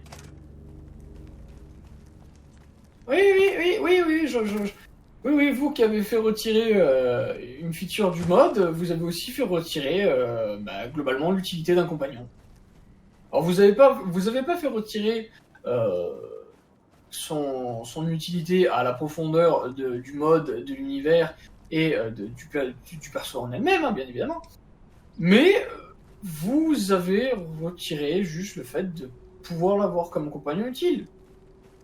Bon, quand on finit sa quête, on gagne quand même 20% de chance de moins de se prendre un coup critique, quand même.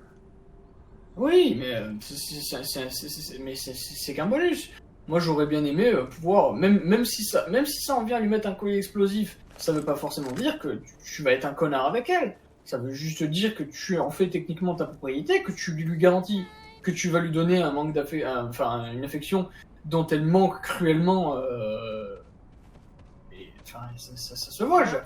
Quand elle en arrive à un tel point de manque Voilà, elle a tellement manque de confiance qu'elle a littéralement rentré dans le bâtiment.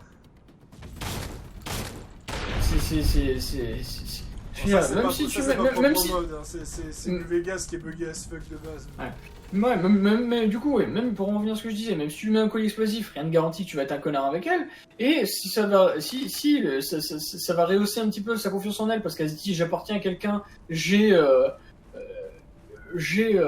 l'attention, donc je vais faire de mon mieux pour la personne qui me donne de l'attention.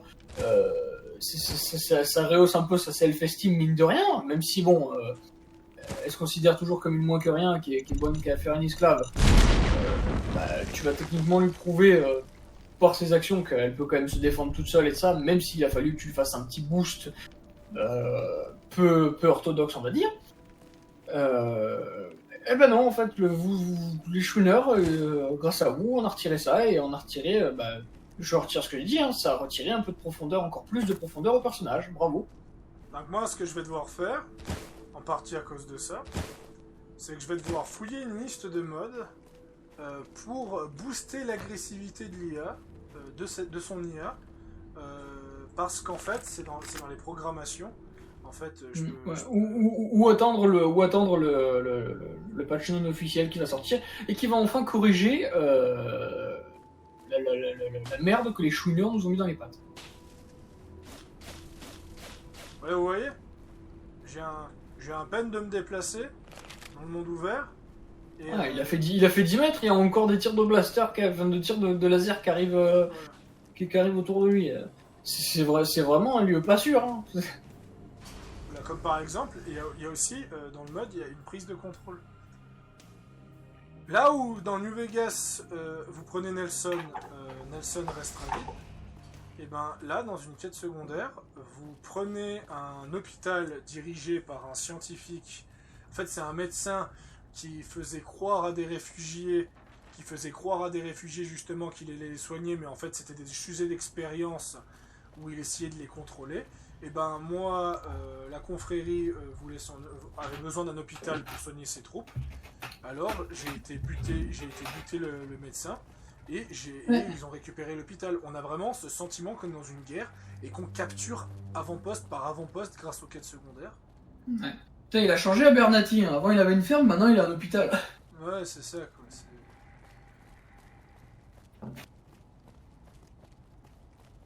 Bernati, qui est justement un nom qu'on voit souvent dans Fallout. Les Abernathy, ouais, dans le 3, dans le 4, on le voit. Je crois même dans New Vegas, hormis dans The Frontier, je crois qu'on le voit aussi. Hein. The Frontier, il a un hôpital, c'est déjà suffisant. Ouais, mais dans la licence Fallout, c'est Abernathy, c'est un nom récurrent, quoi. Ouais, voilà. Allez, voilà, les fameux Échatons.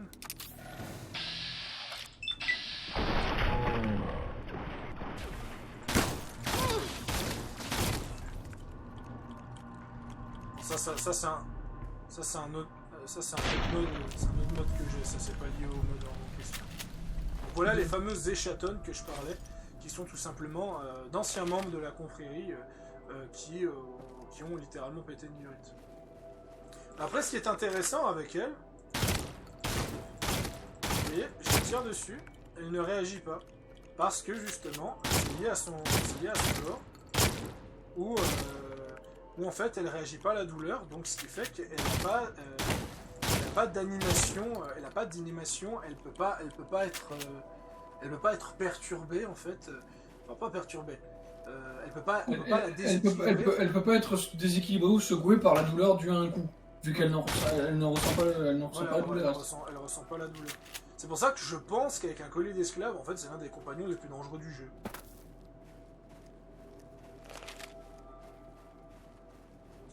Et regardez-moi cette ambiance aussi, regardez-moi ça. Quoi. On se sent vraiment. Tu vois, pour faire une parallèle à Métro, j'ai vraiment l'impression d'être dans. Bon, les radiations en moins, mais j'ai vraiment l'impression d'être dans la ville morte de Novosibirsk. Voilà, mais ça franchement, on sent que l'inspiration métro, elle est passée par là. Et je ne peux que féliciter. Ça fait plaisir justement qu'elle soit passée par là. Métro, c'est ce qu'on doit quand même à Métro, même si bon, Fallout est vachement doué pour ça aussi, mais ce qu'on doit à Métro, c'est la réalisation d'une ville morte. Ils sont très doués pour ça. Pour moi, le problème de New Vegas, c'est qu'ils se reposent trop sur le fanservice du 2. Comment dire, la RNC, des personnages mentionnés du 2, mentionner souvent le 2, forcer un petit peu d'ailleurs sur la présence du 2, et rajouter des éléments de Van Buren. Au final, voilà, New Vegas, je trouve qu'il n'a pas grand chose pour lui, mais ça s'explique, ils ont eu qu'un an et demi pour le faire, New Vegas, donc je suis tolérant là-dessus. Mais bref. Et toi, Edgar, tu lui mettrais quelle note? Moi, je lui mettrais 19 sur 20. Pour deux raisons. Une, qui est le manque de contenu pour les Crusaders et la Légion. Bon, j'espère que, comme je l'ai dit, j'espère que les haters vont pas les dégoûter et qu'ils vont continuer à bosser sur ce mode parce que c'est vraiment une mine d'or et qu'ils vont étoffer ça. Du coup, pour le manque de contenu pour ces deux factions-là, tu vois, et si possible avoir un peu plus de choix dans la RNC. Et la deuxième raison pourquoi je lui mets 19, c'est parce que aucun mode ou jeu, quel qu'il soit, n'est parfait. Donc, je lui mets 19 parce que je peux pas lui mettre 20, en gros. C'est ça que ça veut dire. Enfin, quand tu auras plus le problème du manque de contenu chez la confrérie et la Légion, je lui mettrai à ce moment-là 19 parce que je peux pas lui mettre 20. Voilà pourquoi. Mais je pense aussi que par contre ça comble sur le fait qu'il y a une quête secondaire du côté de la confrérie et du côté de la Légion, j'ai l'impression. Ah, bon, après il y en a quelques-unes, j'ai pas tout fait, mais il y en a quelques-unes des quêtes secondaires dans la confrérie, dans la RNC. D'ailleurs, ça influe sur la fin.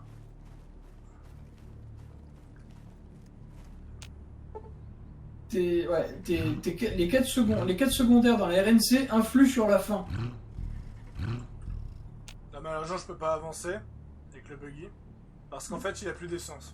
Parce que oui, il y a même une gestion d'essence, quoi. Ouais, il te faut des jerrycans. Ouais. Mais d'ailleurs, si tu trouves des jerrycans, garde-les. Garde-les, parce qu'il y a un endroit dans le mode, un endroit totalement hors faction ou quoi que ce soit, que tu peux accéder n'importe comment, qui s'appelle le Tank Assembly Plant, qui te permet de fabriquer le fameux tank que je te parlais, le PE8 Mouse. Et tu peux littéralement finir la chaîne de production et assembler le tank, et il te faut de l'essence après pour le fournir, quoi. Tout le monde pour fournir une première fois, mais bref, je vais pas m'étendre là-dessus parce que globalement, ce mode, avec quelques petits ajustements de choix pour la RNC et un peu plus de contenu pour les deux autres factions, serait un mode parfait. Voilà mon opinion. Je vois.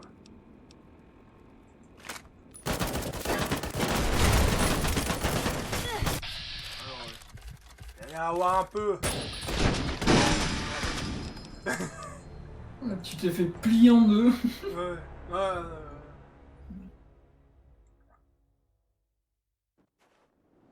Voilà, donc dans tous les cas, donc c'était globalement notre avis sur le mode. Vous voyez, ça mais de nouveau ce qui m'est arrivé justement, c'est que je pense qu'il doit y avoir des bugs de script encore, parce que oui, il y a une autre critique qu'on n'a pas dit, parce que pour moi c'est une critique qui n'a pas besoin de se dire. Le mode a été vivement critiqué parce qu'il avait beaucoup de bugs. Sauf qu'en un mois, je peux vous le dire, ça fait 1 mois et demi que le mode est sorti, je n'ai pas eu de bug de script de quête principale, sauf une que c'était un problème de munitions que j'ai pu réussir à régler. Mais globalement, actuellement, à part quelques textures qui déconnent, quelques crashs, parce que j'ai l'impression que le jeu a de la peine à porter New Vegas et porter The Frontier en même temps. C'est pour ça que je ne suis pas surpris que s'il sort en standalone, il sera bien plus stable. Après, moi, j'ai pas du tout eu de bug de script. J'ai pas du tout eu de bug de script non plus. Je veux dire, à part le fait que le jeu m'a donné des mauvaises munitions, ce qui est pas si grave. Un code pour avoir les bonnes munitions et c'est réglé. J'ai pas eu de problème. Et surtout que Ulgard n'a pas eu de bug de script, alors que lui, il a fait la faction la plus scriptée, où il n'y a que ça, il n'y a que des scripts. Et surtout... Ah oui, non, des scripts à tir larigot qui lancent en plus des scripts compliqués à gérer pour le jeu, parce qu'encore une fois c'est des scripts inédits, c'est des scripts de cinématique, avec des plans de caméra qui bougent, avec des véhicules en mouvement, avec c'est vraiment un bordel compliqué, que ça doit être un enfer à scripter, c'est peut-être pour ça aussi qu'ils ont mis 7 ans à travailler sur le mode, parce qu'il faut se dire ils ont pas passé 7 ans à se branler, hein, les cocos, ils ont vraiment fait leur taf. Hein. Et quand il parle, et quand tu te gardes parle de plusieurs fins, ça je peux vous confirmer que c'est véritablement le cas. C'est véritablement le cas parce que c'est simple, chaque petite faction, chaque quête secondaire arrive sur le tableau final. Voilà. Donc littéralement, voilà, c'est... Et puis comme je te disais, genre là, en tout cas pour la RNC, chaque fois que tu aides un gars de la base pour un objectif secondaire ou quoi, ça va s'ajouter. Tu vas avoir son soutien par rapport à un événement plus tard vers la fin du truc. Plus tu aides de monde, plus tu as de gens avec toi. Ce mode a réussi à faire en sorte que tes actions aient des conséquences. Et c'est beau. Après, ce qui manque pour la RNC, parce que je trouve que la RNC doit aussi être améliorée, c'est qu'actuellement, il y a un souci avec le jeu, c'est que la Légion de César, la Légion de César a plusieurs fins qui est en fait les fins diffèrent en fonction de qui survit ou qui ne survit pas dans la Légion. La RNC n'a qu'une seule fin et la confrérie a plusieurs fins. Et c'est quoi les fins des confréries? C'est avec qui ils s'allient. Et je trouve que ce serait intéressant qu'ils modifient le mode pour permettre à la Légion de s'allier à la confrérie ou à la RNC de permettre de s'allier à la confrérie et pas forcément que tu sois dans la confrérie pour pouvoir t'allier avec eux. Parce que ça actuellement c'est pour moi le... D'ailleurs, ouais. je tiens à corriger un truc. La RNC a, entre guillemets, une fin. C'est-à-dire que, en fait, vers la fin du truc, tu as un moment, tu as un choix qui peut drastiquement, mais vraiment drastiquement, déterminer l'avenir des factions. Genre, je vais pas spoil, mais en gros, tu as vraiment un gros, pour pas dire un impact presque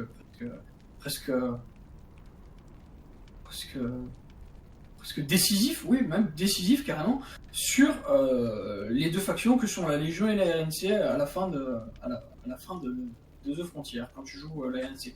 Donc c'est pas vraiment une seule fin. Donc même encore là, tu as du choix, tu vois, même si c'est dirigiste vers un seul et même dénouement, que tu peux choisir qu'il y ait plusieurs variantes de ce dénouement. Il y a techniquement plusieurs fins en fait. Tu le découvriras en faisant la run, mais tu comprendras ce que je voulais dire à ce moment-là. Mais même pour un truc qui se veut plus dirigiste, plus scénarisé, plus là, il est quand même assez libre quand même sur la fin et j'ai vraiment apprécié ça. Par exemple, je vais vous donner une anecdote. Quand vous faites la fin confrérie, que vous vous alliez à la RNC, on doit aller chercher un médecin de la RNC pour soigner quelqu'un. Et c'est ce qui fait comprendre, à la chef de la confrérie que une alliance RNC confrérie est possible. Ce qui serait intéressant du côté de la RNC, c'est que justement, on apprend justement qu'un membre de la confrérie est justement en train de mourir et que nous, on vient au nom de la RNC pour tenter de faire quelque chose en échange d'une paix. Ça aurait pu être intéressant et ça aurait pu proposer un dénouement différent.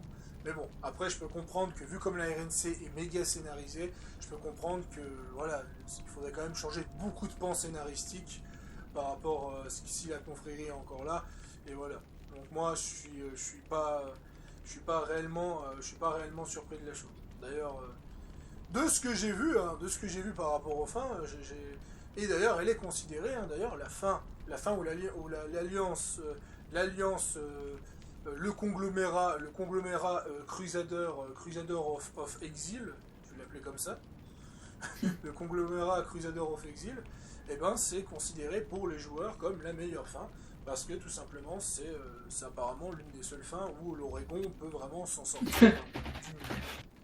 Exile of Steel. Ouais, Exile of Steel, quoi. Les exilés de l'acier. Ça claque. C'est ça, quoi.